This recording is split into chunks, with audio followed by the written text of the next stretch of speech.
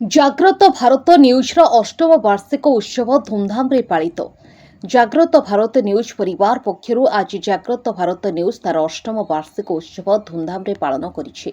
ଅନୁଗୁଳ ଜିଲ୍ଲା ବରପାଳ ବ୍ଲକ ଅନ୍ତର୍ଗତ ବରପାଳ ଆଶା ଟକିଜ୍ ପରିସରରେ ଆଶା କଲ୍ୟାଣ ମଣ୍ଡପଠାରେ ଜାଗ୍ରତ ଭାରତ ନ୍ୟୁଜ୍ ତାର ଅଷ୍ଟମ ବାର୍ଷିକ ଉତ୍ସବ ପାଳନ କରିଛି। ଅବସରରେ ସମ୍ପାଦକ ପ୍ରକାଶକ ସୁଶୀଲ କୁମାର ଆଇଚ ଜାଗ୍ରତ ଭାରତ ନ୍ୟୁଜ୍ର ଆଭିମୁଖ୍ୟ ଅଷ୍ଟମ ବର୍ଷର ପଦାର୍ପଣ ଅବସରରେ କିପରି ଭାବରେ କେଉଁ ପରିଶ୍ରମ ବଳରେ ଆଗକୁ ବଢ଼ିବାରେ ଲାଗିଛି ସେ ବିଷୟରେ ଆଲୋକପାତ କରିଥିଲେ। ପରେ ପରେ ସମ୍ପାଦକ ସୁଶୀଲ ଆଇଚ ଉପସ୍ଥିତ ଅତିଥି ଓ ଶ୍ରୋତାମାନଙ୍କ ମଧ୍ୟରୁ କିଛି ବରିଷ୍ଠ ସାମ୍ବାଦିକ, ସମାଜସେବୀ ଓ ବିଭିନ୍ନ କ୍ଷେତ୍ରରେ ସୁନାମ ଅର୍ଜନ କରିଥିବା ସଂଗ୍ରାମୀ ମଣିଷମାନଙ୍କୁ ସମ୍ମାନିତ ଅତିଥି ଓ ମୁଖ୍ୟ ବକ୍ତା ଓ ମୁଖ୍ୟ ଅତିଥି ଭାବେ ମଞ୍ଚ ଉପରକୁ ଆମନ୍ତ୍ରଣ କରିଥିଲେ।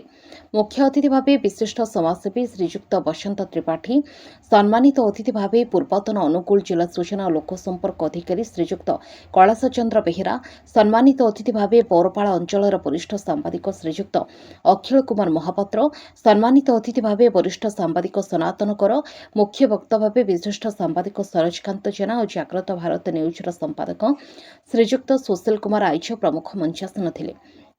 ମଞ୍ଚାସୀନ ସମସ୍ତ ଅତିଥିମାନଙ୍କୁ ପୁଷ୍ପଗୁଚ୍ଛ ଓ ଉତ୍ତରୀୟ ଦେଇ ସମ୍ମାନିତ କରାଯାଇଥିଲା।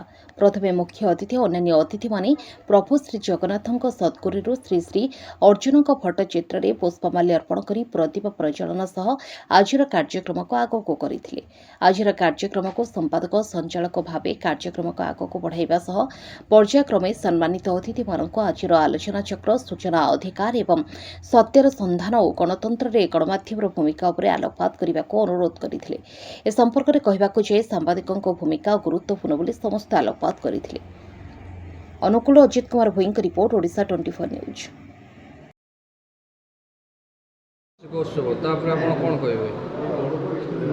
ମୁଁ ହେଲି ଶ୍ରୀ ସନାତନ କର, ଅନୁଗୁଳ ସାମ୍ବାଦିକ ମହାସଂଘର ପ୍ରେସିଡେଣ୍ଟ ଅଛି। ମୁଁ ଜାଗ୍ରତ ଭାରତର ଅଷ୍ଟମ ବାର୍ଷିକର ମହୋତ୍ସବରେ ଏତିକି କହିବାକୁ ଚାହେଁ ଯେ ପ୍ରକୃତରେ ଯେଉଁମାନେ ସାମ୍ବାଦିକ କରୁଛନ୍ତି ଏ ସାମ୍ବାଦିକତାକୁ କେମିତି ପେପର ଗଳି କନ୍ଦି ସାମ୍ବାଦିକ ଅନେକ ଗୋଟେ ଗଛରେ ଆମ୍ବ ଫଳିଛି, ବିଭିନ୍ନ ପ୍ରକାର ମିଠା, କିନ୍ତୁ ସମସ୍ତେ ଟେକାଟା ମାରନ୍ତି। ସେଇଭଳି ଆମେ ସାମ୍ବାଦିକ ସତ୍ୟଟାକୁ ଉନ୍ମୋଚନ କଲେ ଆମକୁ ବହୁତ ବିପଦ ଆସିବ, କିନ୍ତୁ ସେ ବିପଦକୁ ସମ୍ମୁଖୀନ କରି ସତ୍ୟର ସାମ୍ନା କରିବା ଆମର ଲକ୍ଷ୍ୟ। କିନ୍ତୁ ଯେଉଁଗୁଡ଼ା ହିଁ ଜାଗ୍ରତ ଭାରତ ଆଜି କରୁଛି, କିନ୍ତୁ ସେ ଜାଗ୍ରତ ଭାରତ ନୁହେଁ, ଜାଗ୍ରତ ପ୍ରହରୀ, ଆପଣମାନେ ହିଁ ଜାଗ୍ରତ ପ୍ରହରୀ। ତେଣୁ ଆପଣମାନେ ସେଇଟାକୁ ସବୁବେଳେ ସତ୍ୟ ଏବଂ ନିଷ୍ଠା ସହକାରେ ଯଦି ଗାଇକିରି ପହଞ୍ଚାଇ ପାରିବେ। ସରକାର କହିଲେ କିଏ?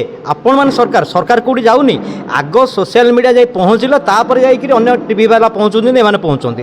କିନ୍ତୁ ପ୍ରଥମେ ମୁଁ ଆମ ଯେତେ ସାମ୍ବାଦିକ ଭାଇମାନଙ୍କୁ ଅଶେଷ ଧନ୍ୟବାଦ ଦେବି, ଯେଉଁଗୁଡ଼ାକି ଅକ୍ଳାନ୍ତ ପରିଶ୍ରମ କରି ଗାଁ ଗହଳି, ଖାଲ ଢିପ, ବଣ ପାହାଡ଼ ଜଙ୍ଗଲ ଭିତରୁ ନ୍ୟୁଜ୍ ଆଣିକି ସରକାରକୁ ପହଞ୍ଚନ୍ତି। କାଲି ଗୋଟେ ଆକ୍ସିଡେଣ୍ଟ ହେଲା ଆମର ବଇଣ୍ଡା ଆରପଟେ, ସେଠି ଦେଖନ୍ତୁ ରାତି 2টাରେ ଆମର ଏଇ ସୋସିଆଲ ମିଡ଼ିଆ ସାମ୍ବାଦିକ ଯାଇକି ପହଞ୍ଚିଲା, ତାପରେ କେମିତି ସଡ଼ନ୍ ଖବର ଦେବାରୁ ସେ ବଞ୍ଚିଲା, ତାପରେ କନକ ନ୍ୟୁଜ୍ ପହଞ୍ଚିରେ। ସେଥିପାଇଁ ଆମ ସାମ୍ବାଦିକ ଭାଇମାନଙ୍କୁ ବହୁତ ବହୁତ ଅଶେଷ ଧନ୍ୟବାଦ।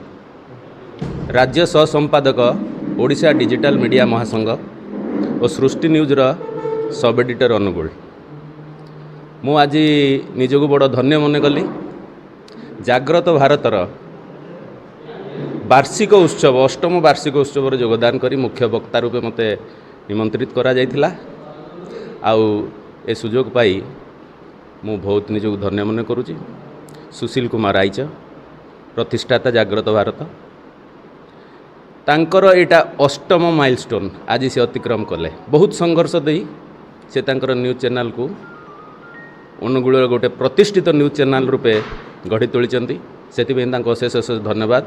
आउ जगन्नाथ पाखे प्रार्थना करने चाहूँगी एभली अनवरत लोकंकर समस्या को से जनसाधारण समस्या तृणमूल स्तर थरे नुहे एकाधिक बार से आनी प्रशासन और राज्य सरकार पाखे पहुँचाई। आउ सही परिप्रेक्षी लोक मैंने सरकार और प्रशासन ठारू उपकृत होती।